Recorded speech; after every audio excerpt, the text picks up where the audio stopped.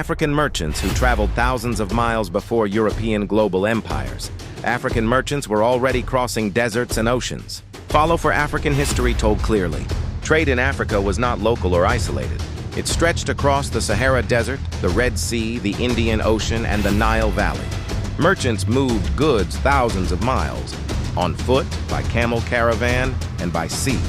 This required planning, infrastructure, and security.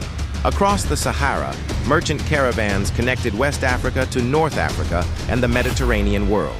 Gold, salt, textiles, manuscripts, and enslaved people moved along these routes. Cities like Timbuktu and Gao became commercial hubs. These weren't isolated desert towns. They were economic crossroads. Caravans could include hundreds, sometimes thousands, of camels. This was organized commerce. On Africa's eastern coast, Swahili merchants sailed the Indian Ocean.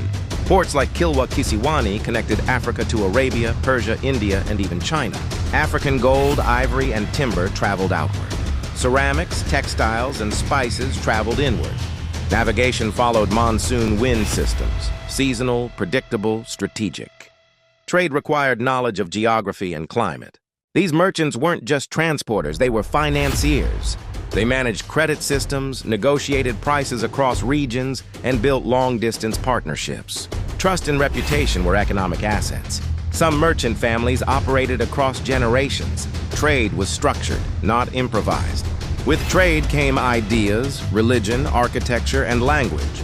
The Swahili language itself reflects centuries of exchange.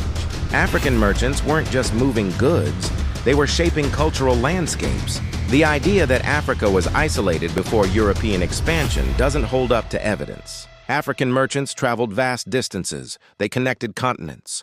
They participated in global economies long before European colonial rule. Global trade didn't begin in Europe. African merchants were already crossing deserts and oceans. If you want African history told clearly, beyond simplified narratives, follow for more. Movement builds civilizations, and Africa was moving.